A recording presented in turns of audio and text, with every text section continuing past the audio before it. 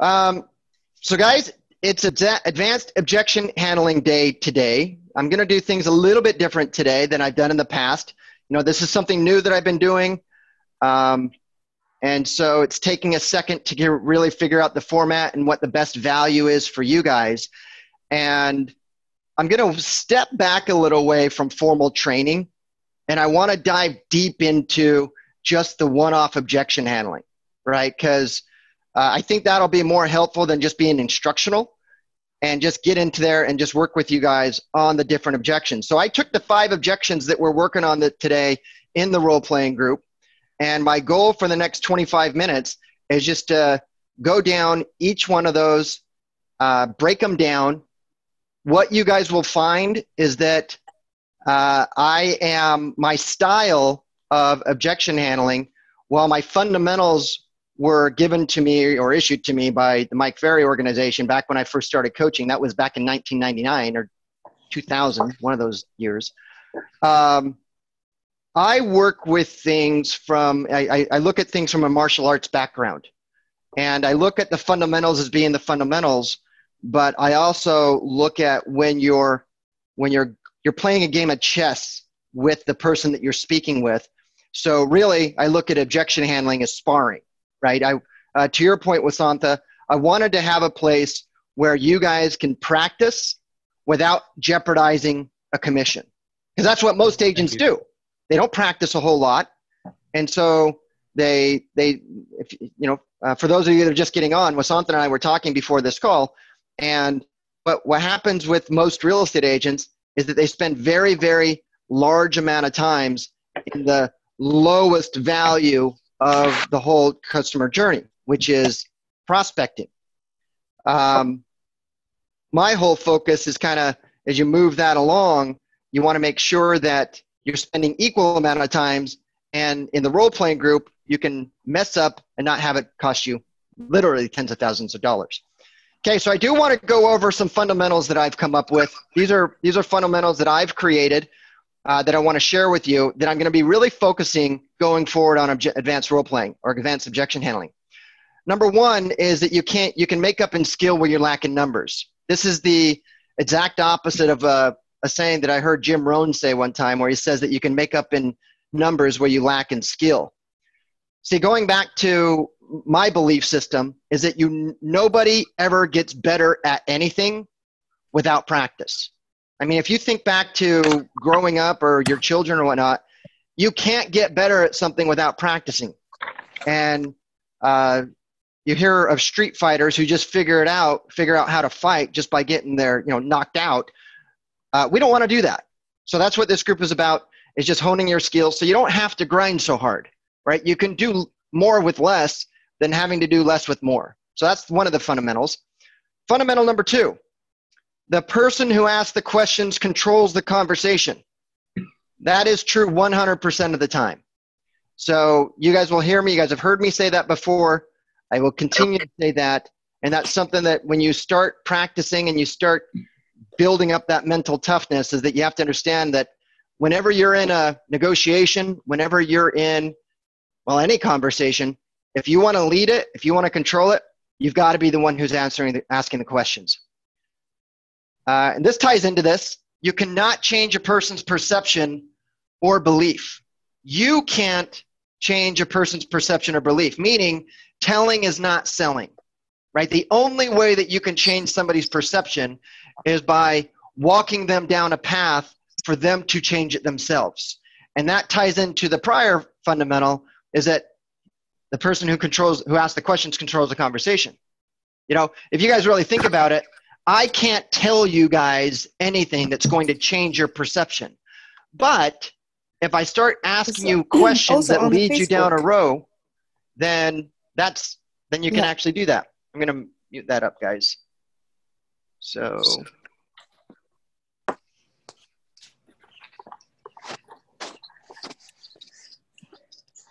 All right, guys, so you're all muted. If you guys want to ask a question, just unmute yourself or just hold down the space bar and that will actually unmute it. So you can't change a person's perception, only they can, but you can most definitely facilitate it by asking questions and leading them down a path. The next one is You don't have a lead until you know somebody's why and when. You don't have a lead until you know somebody's why and when. So all the questions that you should be asking, your primary mission when you start talking to somebody is to ask questions that get you to their why and their when as soon as possible, right? Why are you moving? Well, guys, right now with the way that the market is, if somebody is looking to sell like in the relative future, like near future, and they're waiting, then you should be asking questions that leads them down to the why. So you can start, you can't work with a prospect until you know their why and when, right? I want to look at a house. I hope you guys aren't the ones who are just going to jump in the car and just show anybody houses. Well, that's interesting. Why, if you don't mind me asking, why are you looking to move? Why are you looking to move in this area? You have a great house. Why do you want to sell it, right? Find out their why, then find out their when. Why is their motivation, and when is the temperature of that motivation? I want to sell my house because I'm getting a job. Okay, when are you getting that job? 8 months down the road. 8 months down the road. Okay, that's not very long, right? I need to sell my house because of, I don't know. I have to be in a job in Seattle next week. Okay, you see how that when changes the temperature of that why? So that's number 4. I think I came up with a 5th one. When in doubt, mirror their response as a question. Guys, I'm not Yoda, right? I just practice a lot, and I teach a lot, because one of the things you guys will hear me say, that the way that you get better at anything, and this was taught to me when I was in the martial arts, is you learn, practice, teach. You have to learn to get to a certain point to teach, but when you can teach and you can actually start conveying certain principles to somebody with different personalities and they understand it, you get better. So that's kind of the fundamental, the basis of why I created this group. But when in doubt, mirror their response as a question. So if you guys ask me a question and I have no idea what you're going to say, what I'm going to do is I'm going to reframe, I'm going to repeat that question in the form of a question. Now, just to give you guys an example, I can't come to mind something that somebody has said that, this is going to sound horrible. I can't remember a time when somebody had said something that I did not have a response, right? I've been doing this a long time. Usually when you can't continue to do the same activity, you come up with different scenarios and you start running out of scenarios. So I haven't had someone come up with a crazy thing. But let's say we want you to reduce your commission. You're stumped. You need processing time. You want me to reduce my commission? Yeah, right? And if you just stay silent, they're going to say that. So when in doubt, if you come to a point where you don't have anything to say and you need an extra time to think about it, mirror their response and ask a question. Fundamental law. So we're starting out with 5. We're going to go over these all the time, but those are the 5. So objection number 1 that we worked on. Good. It's 8:38. This was yesterday's objection. It sounds like COVID is getting worse from the news. Now, guys, I take these from the survey that you guys fill out when you guys sign up for the following week's role play. I look at those and I put those in here. I want to make sure that we're practicing objections that are actually coming up, as opposed to practicing things that we're not, a jumping reverse, hook kick that you see in the movies is not practical for real world. So I want to make sure that we're not practicing the things that you don't need to practice and things that you guys are getting. So it sounds like COVID is getting worse from the news. Now the election is coming. We're not sure of anything, right? So I can't disagree with that. So first thing you got to look at this is going back to the fundamentals. What is their why? And then what is their when? So Mario, I'm going to use you. So Mario, I totally get that, COVID and the elections is causing some real uncertainty right now. Okay, so I'm acknowledging what you guys are saying. I'm not agreeing with you. I'm just acknowledging it, right? Right. Now, if you don't mind me asking, why do you want to sell this home? It looks like a pretty great home. Well, my wife and I at the time, or now, our kids are off out of the house, and 2,300 square feet is too much for just the 2 of us.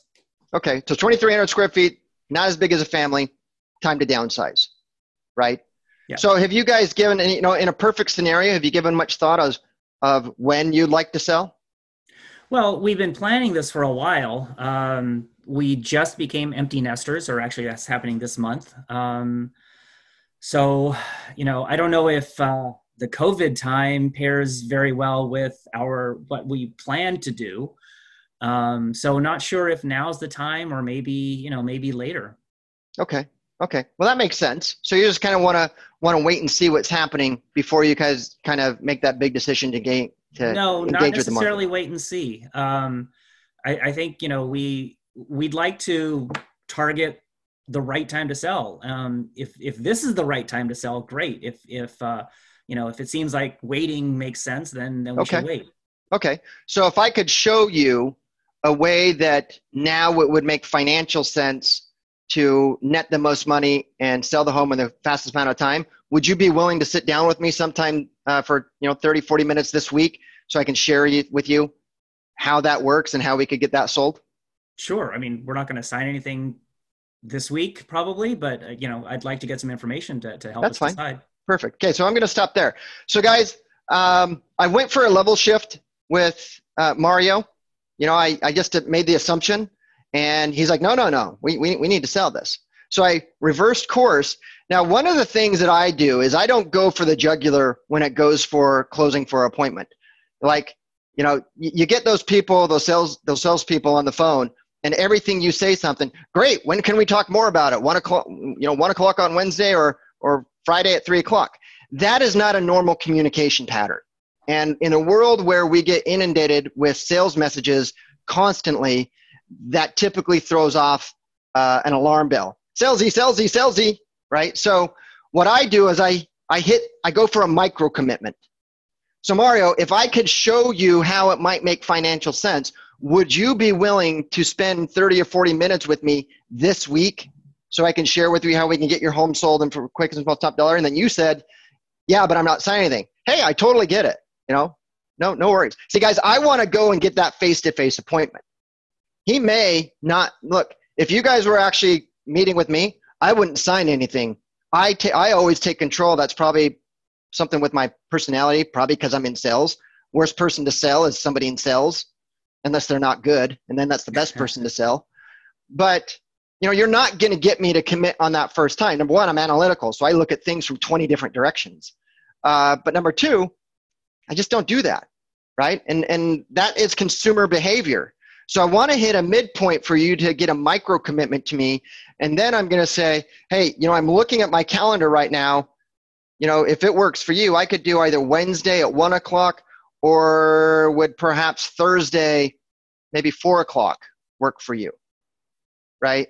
So it's warming up the thing. But as far as COVID, this is something that we've been working on a lot. You have 100% probability that you're going to sell the home for the most money possible and the fastest now. That's most definitely true in Southern California. I think that's mostly true in most markets, most major markets.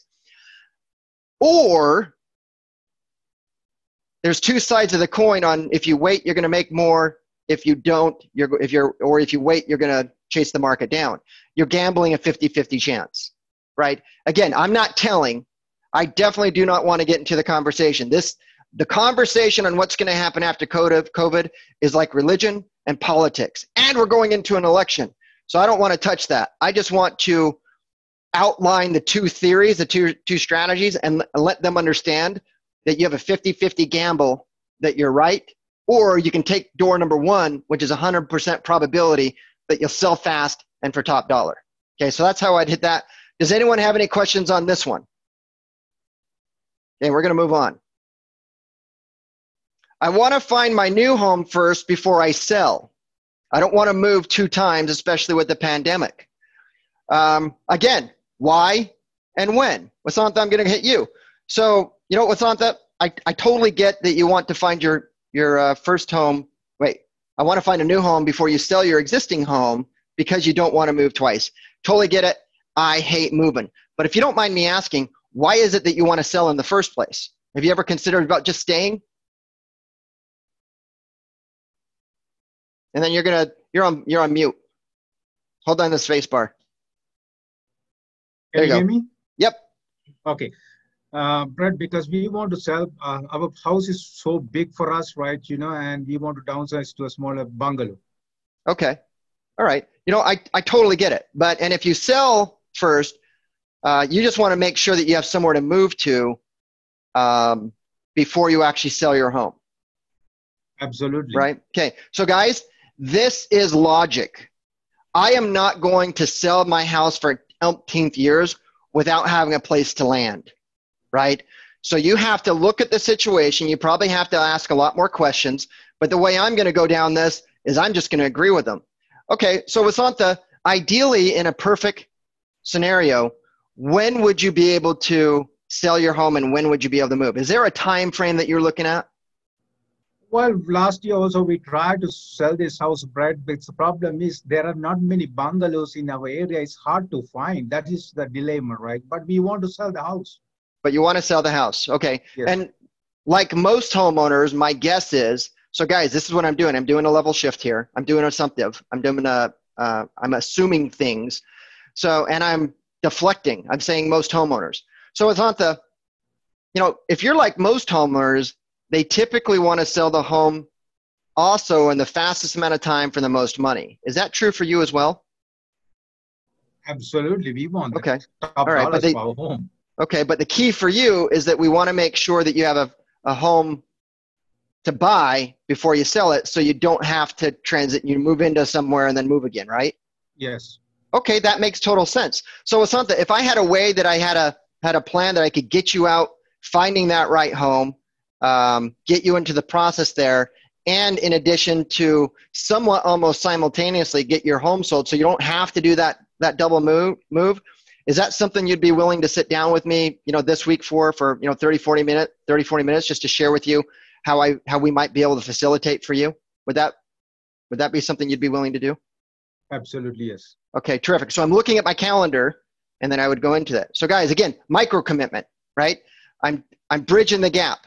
I was doing Zoom webinars with agents.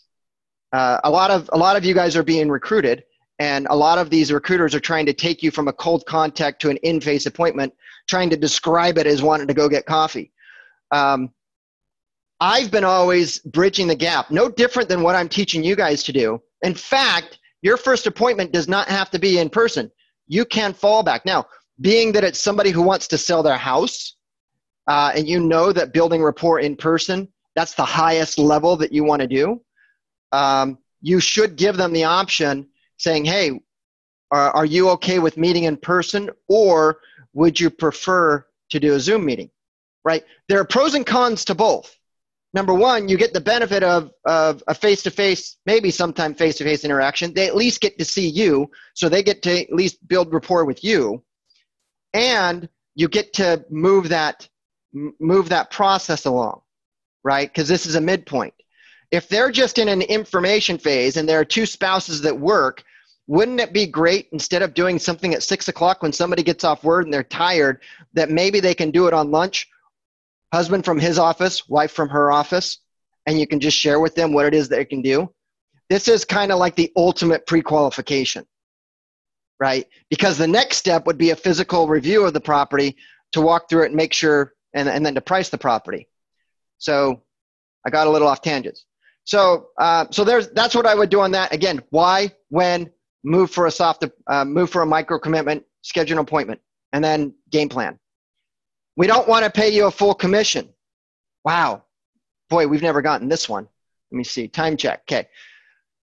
I always, when anything ever comes to compensation, and for those of you that have met with me and that are part of our office that have met with me that come on that are in the past, this is my secret, so you guys can plan on this. I always mirror what you say in the frame of a question. So Mario, you don't want to pay me a full commission? Right? So that's what, now I'm not going to say anything, and I'm going to let you say, and most people will just give your reasoning as to why. Wait, Mario, you don't want to pay me a full commission? What do you mean by that? First of all, 6% on $1 million is $60,000. That's a ton of money. And it is a ton of money. And, I have postcards in my mailbox, people willing to list it for, 1%. So yeah, let's find something a little bit more reasonable. Okay. So, Mario, let me ask you this question. I most definitely want to be fair, right? Let me ask you this question.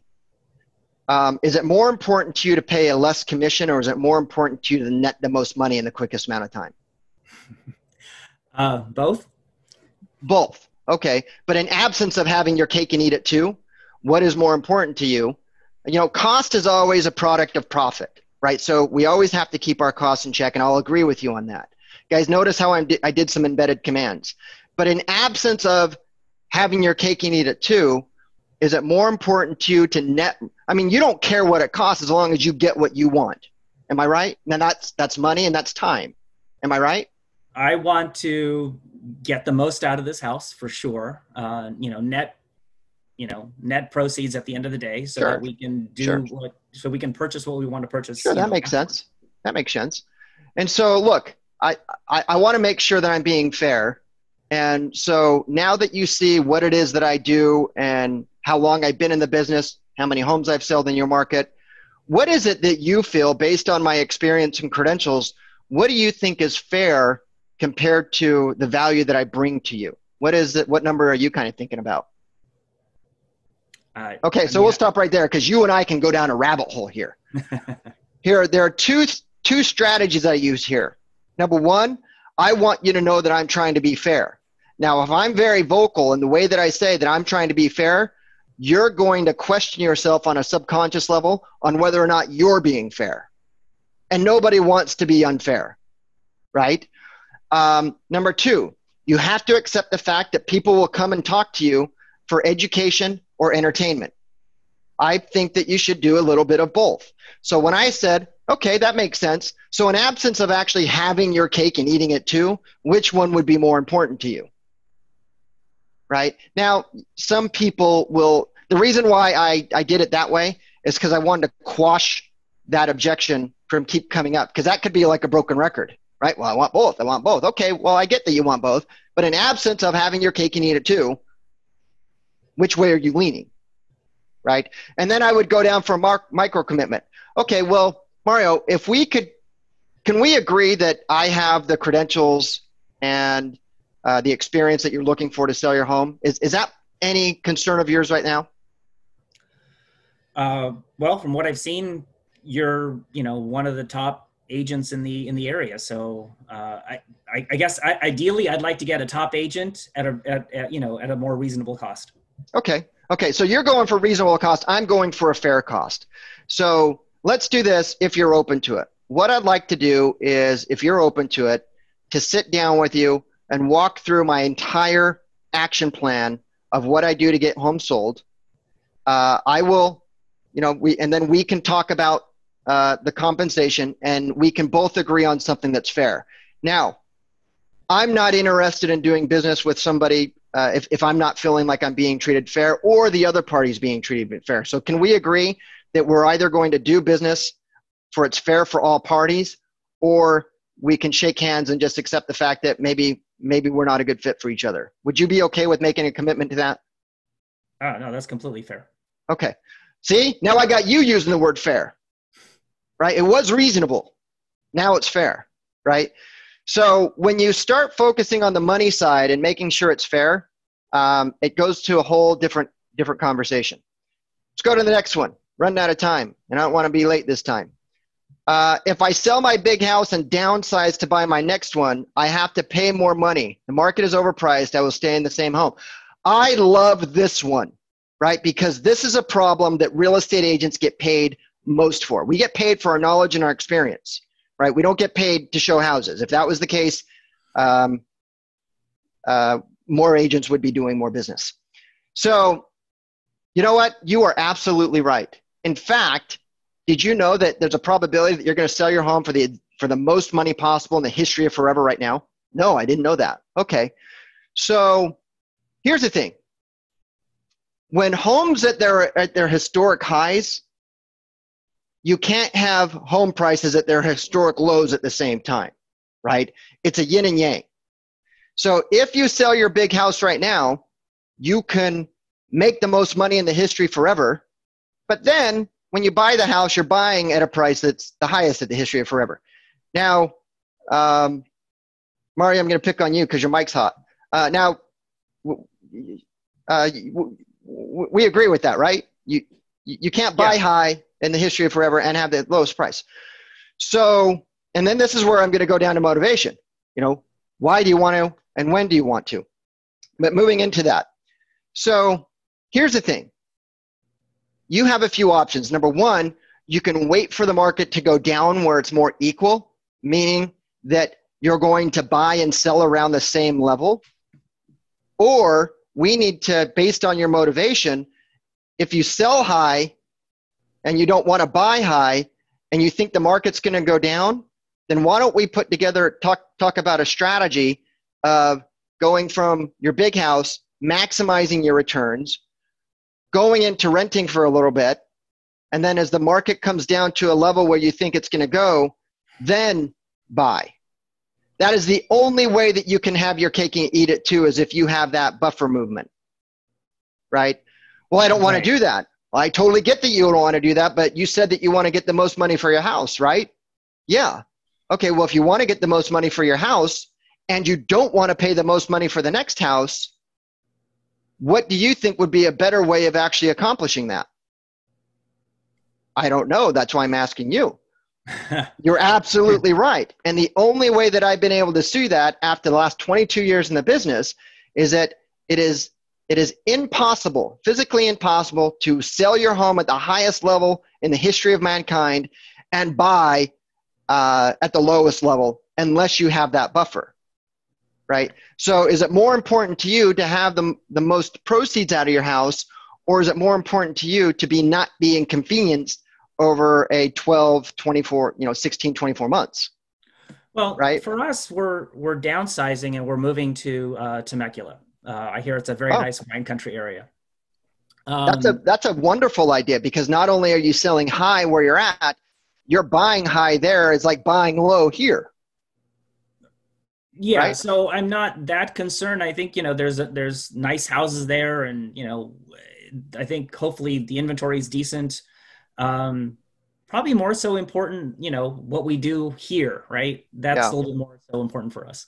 Yep. So I'm going to stop there because I got to get on this last one, then I got to go to my meeting. I decided to take my home off the market. This one's so easy. So easy. Hey, Cecilia, go ahead and hold down your space mark. Hey, Cecilia, I get that you decided to take your home off the market. If you don't mind me asking, why were you trying to sell this home in the first place? I mean, did you just want to list it, or did you want to sell it at the time? Right? Very non-threatening. It is a common, if someone says, I decided to go left instead of right. Why? Why is probably one of the most fundamental rebuttals that you should be working on? Well, I only want to pay you a 4% commission. Okay, I understand that. If you don't mind me asking, why? Or how did you come up with that number? Right? Instead of going to the value. We're going to wait until after the elections. Hey, I totally get that. A lot of people want to wait until the elections. Why is it that you want to wait? Right? You got to get that motivation.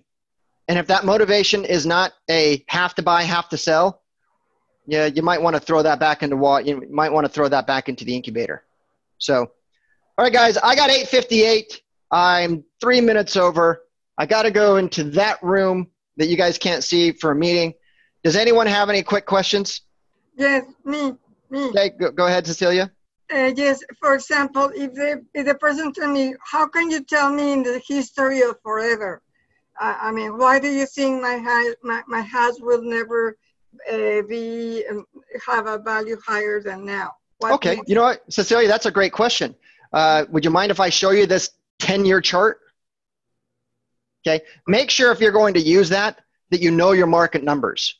Now, I actually know that when I use that in Southern California, a better time to sell was last year in July. That was when it was June or July, right? That's when it was actually the median home price was the highest. But if you believe, and this is the belief, that each year the homes have been more, right? The homes were not, well, unless you're pricing in gold. If you're pricing in gold, that's the whole thing. We're pricing in dollars. So if you look back 10 years, your home was worth more than what it was 10 years ago. It was worth more than 15 years ago. It was worth more. What did you buy the home for? I bought the home for $100,000. Okay, now it's worth $1 million. that's probably a pretty good margin, right? Okay. Okay. So I got to go, guys. I got to go to the meeting. Thank you for you guys that showed up live. Tuesday or Thursday, we'll go back over these.